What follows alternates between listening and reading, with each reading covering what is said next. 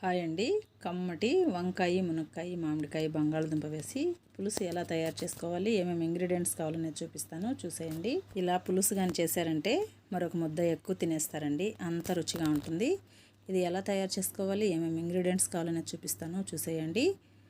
2 మునక్కాడలు, సగం మామిడికాయ, 5-6 వంకాయలు, 4 బంగాళదుంపలు శుభ్రంగా పైన పొట్టు తీసి బంగాళదుంపలు, అలాగే మునక్కాడలు కూడా శుభ్రంగా కడిగి కట్ చేసి పెట్టుకోవాలండి. మీడియం సైజు ఉల్లిపాయ కూడా సన్న ముక్కలుగా కట్ చేసి పెట్టుకున్నాను. కొద్దిగా కరివేపాకు. స్టవ్ వెలిగించి కడాయి పెట్టుకొని 2 టేబుల్ స్పూన్ల ఆయిల్ వేసుకొని, ఆయిల్ వేడెక్కిన తర్వాత ఆవాలు, జీలకర్ర హాఫ్ టేబుల్ స్పూన్ వేసుకోవాలండి. ఇవి కొద్దిగా చిట్టుపట్లాడిన తర్వాత ముందుగా మనం కట్ చేసి పెట్టుకున్న ఉల్లిపాయ ముక్కలు, కరివేపాకు వేసుకొని మంచి కలర్ వచ్చే వరకు వేయించుకోవాలండి.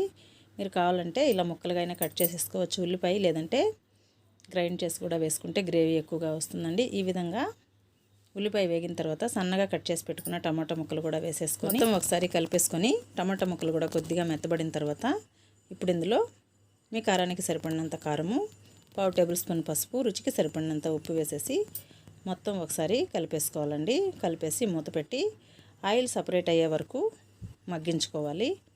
ఈ విధంగా చేసినట్లయితే ఈ పులుసు చాలా రుచిగా ఉంటుంది.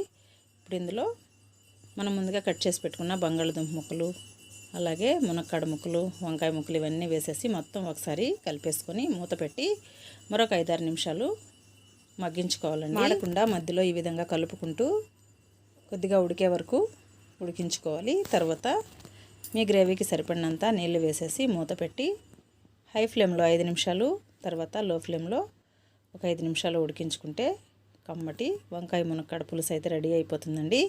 మామిడికాయ ముక్కలు, ఈ కూర 80% ఉడికిన తర్వాత మామిడికాయ ముక్కలు వేసుకోవాలండి. కూర చక్కగా ఉడికిపోయిందండి. ఇప్పుడు ముందుగా మనం కట్ చేసి పెట్టుకున్న మామిడికాయ ముక్కలు వేసేసుకొని మొత్తం ఒకసారి కలిపేసి మూత పెట్టుకోవాలి. ఉప్పు సరిపోయిందో లేదో చూసుకొని ఉప్పు వేసేసుకుంటే కమ్మటి వంకాయ, మునక్కాయ, బంగాళదుంప, మామిడికాయ పులుసు అయితే రెడీ అయిపోతుందండి.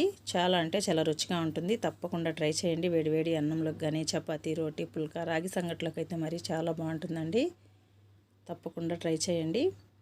ఈ విధంగా ఆయిల్ సపరేట్ అయ్యే వరకు మనకి కూర అయితే ఉడకాలండి. అప్పుడే మనకి ఈ పులుసు చాలా బాగుంటుంది. వీడియో నచ్చినట్లయితే ప్లీజ్ సబ్స్క్రైబ్.